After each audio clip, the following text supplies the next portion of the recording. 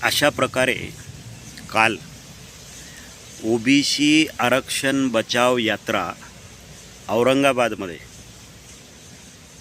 समारोप करण्यात आली। मी अजून काही जास्त कोणाला सांगायची गरजच नाही। सुरुवातही तुमच्या लक्षात आहे, मध्यंतरही तुमच्या लक्षात आहे आणि समारोपसुद्धा तुमच्या लक्षात आहे। सुरुवात झाली होती ओबीसी आरक्षण बचावसाठी, पण मध्यंतर जो झाला तो शरद पवार, उद्धव ठाकरे, देवेंद्र फडणवीस यांच्या गाड्या फोडण्यावर झाला। पहिला विषय। आणि दुसरा विषय, देवेंद्र फडणवीसांना सेफ कसं करता येईल, म्हणजे मराठा आरक्षणासंदर्भात मराठ्यांचा जो आक्रोश BJP आणि देवेंद्र फडणवीसांवर आहे, हा आक्रोश सेफ कसा करता येईल, हा आक्रोश शांत कसा करता येईल, किंवा देवेंद्र फडणवीसांसाठी महाराष्ट्रातलं ग्राउंड सेफ कसं करता येईल येणाऱ्या विधानसभेसाठी, यासाठी मध्यंतर फार मोठ्या प्रमाणामध्ये चालला। त्यामध्ये देवेंद्र फडणवीसांचे आणि मनोज जरांगेचे खाण्याचे दात वेगळे, दाखवण्याचे दात वेगळे इथपर्यंत चर्चा झाली। खरं तर जरांगे पाटलांनी मोठ्या कौशल्यानं त्यावर टिप्पणी करणं टाळलं, ते योग्यच आहे। नेतृत्वाला हे गुण असणंसुद्धा आवश्यक आहे आणि ते गुण मनोज जरांगेमध्ये जन्मताच आहेत, त्याबद्दल त्यांचे अभिनंदन। पण ही यात्रा जी होती एकंदरीत ओबीसी आरक्षण बचाव यात्रा, ज्यामध्ये ओबीसीची 100 लोकंसुद्धा नव्हती आणि घोषणा होत्या ओबीसीचे 100 आमदार निवडून आणायचे। ज्यांच्याकडं 2018ला 45 लाख मतदान होतं, ते महाराष्ट्रामध्ये 45 आमदार सोडा 45 नगरसेवकसुद्धा निवडून आणू शकले नाहीत। ते लोक त्यांच्यासोबत ओबीसीची 100 लोकंसुद्धा नाहीत, ओबीसीचे 100 आमदार निवडून आणायची भाषा करत होते। त्यामुळं सुरुवातीपासूनच कुठंतरी थोडासा संशय जो होता तो मी नेहमीच व्यक्त करत होतो। शेवटच्या भाषणामध्ये आदरणीय नेते म्हणाले, नेहमीप्रमाणे त्यांची जी आगपाखड आहे ती बौद्धांवरच करून टाकली। समाजातलेच काही दलाल, भडवे वगैरे अशा पद्धतीच्या पोस्ट त्यांचे भक्तजन ते पेरीतच असतात। तो त्यांच्या बुद्धीचा तेवढा जो काही पॅरामीटर्स आहे त्याच्या पलीकडे ते जाऊ शकत नाहीत आणि असे भक्त दर 5 वर्षांनी उदयास येत असतात। त्याच्यामुळं आम्हाला त्याची सवय आहे की भक्तांच्या मेंदूचा जो काही पॅरामीटर असतो, त्यांची जी काही कुवत असते ती किती असते, नेत्यांनी एखादं काही बोललं की तेच फिरवत बसायचं दिवस रात्र, ही भक्तांची परंपरा आहे आणि ती परंपरा चालवण्यासाठी दर 5 वर्षाला नवीन भक्त जन्माला घातलं जातात।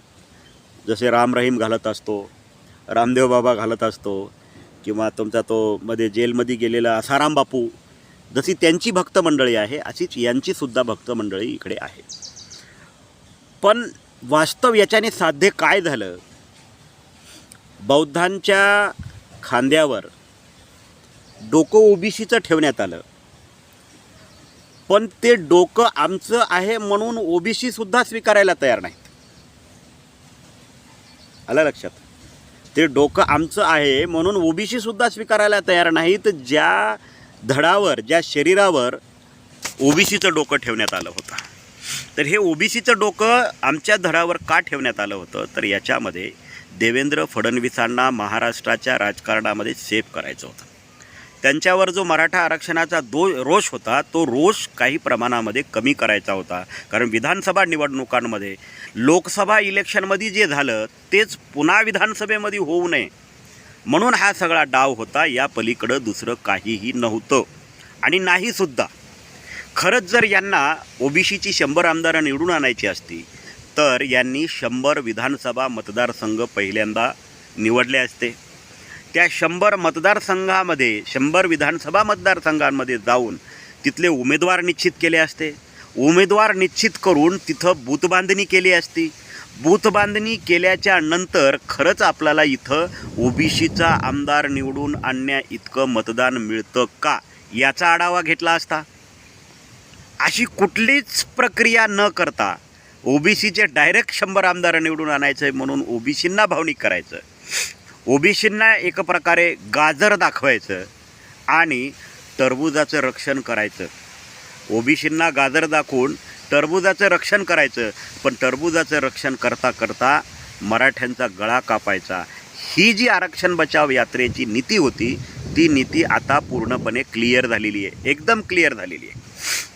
मी सुरुवातीपासूनच म्हणत आलेलो आहे की भक्तच असतात, त्याच्यावर न बोललेलंच बरं.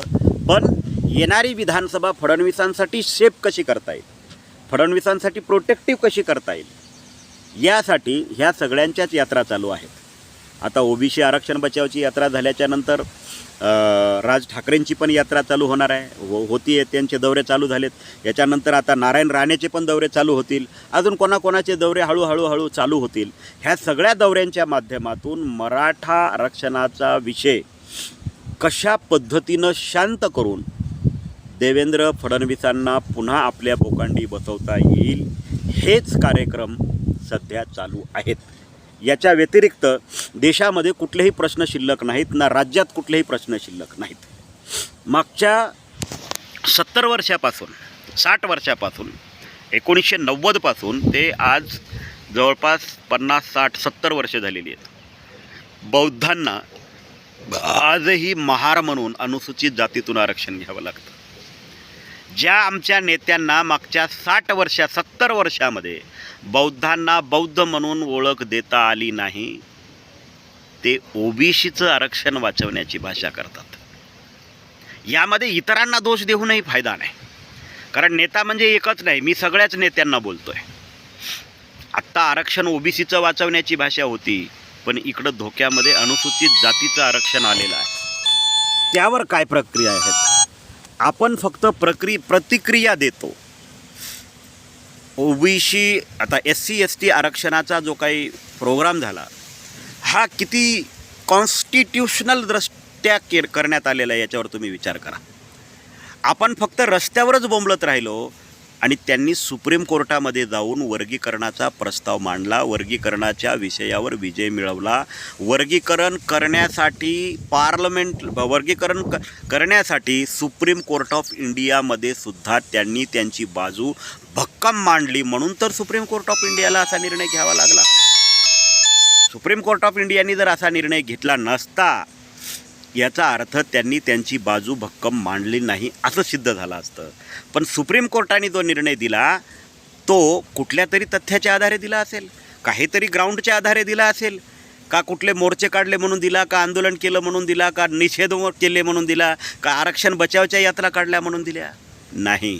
कोर्टापुढं तसं ग्राउंड सादर करण्यात आलेलं आहे, तसे पुरावे सादर करण्यात आलेले आहेत, तशी डॉक्युमेंटरी सादर करण्यात आलेली आहे, तशी परिस्थिती देशामध्ये निर्माण झालेली आहे असं कोर्टाच्या पुढं दाखवण्यात आलेलं आहे. तेव्हा जाऊन कुठंतरी कोर्टाने हा निर्णय घेतलेला आहे. अन्यथा कोर्टाने हा निर्णय घेतला नसता. म्हणून मी सुरुवातीपासूनच म्हणतो की आंदोलनं, मोर्चे वगैरे ह्या गोष्टी करून कुठल्याही समाजाला न्याय मिळत नाही जोपर्यंत इथं पार्लमेंटरी डेमोक्रेसी आहे. इथली जी डेमोक्रॅटिक सिस्टीम आहे ही सिस्टीम तुमच्या आंदोलन, मोर्चे वगैरे याचा कुठलाही साक्षी पुरावा कोर्टामध्ये मागत नाही. म्हणून आपली जी आंदोलनाची नीती आहे, आपल्या ज्या आंदोलनाच्या रणनीत्या आहेत, आपले प्रश्न सोडवण्याचे जे काही भाग आहेत हे सोडवत असताना त्याला संविधानिक मार्गानेच सोडवलं पाहिजे. नुसते स्टंट करून काहीही साध्य होत नाही. शक्यतो काही प्रमाणामध्ये काही गोष्टी टाळता येऊ शकतात, त्या टाळल्याच पाहिजेत. ज्या टाळता येणार नाहीत त्या होणारच आहेत, त्याला कोणीही अडवू शकत नाही. पण हे करत असताना ओबीसी आरक्षण बचावच्या फ्लॉप शोनंतर आता पुन्हा कोणता तरी नवीन शो येण्याची शक्यता आहे. नवीन शो येईपर्यंत भक्तांनीसुद्धा ग्राउंड तयार करत असताना काही गोष्टी लक्षात घेऊन काम करणं काळाची गरज आहे. पण हे सगळं होत असताना मी मराठा बांधवांना एकच सांगतो, लढाई तुम्ही सुरू केलेली आहे, जिंकायची तुम्हालाच आहे. अशी संकटं अनंत येतील, अशी वादळं कितीही येतील शांत होऊन जातील. तुम्ही तुमच्या ध्येयापासून मागे सरकू नका. नमो बुद्धाय. जय भीम, जय भारत.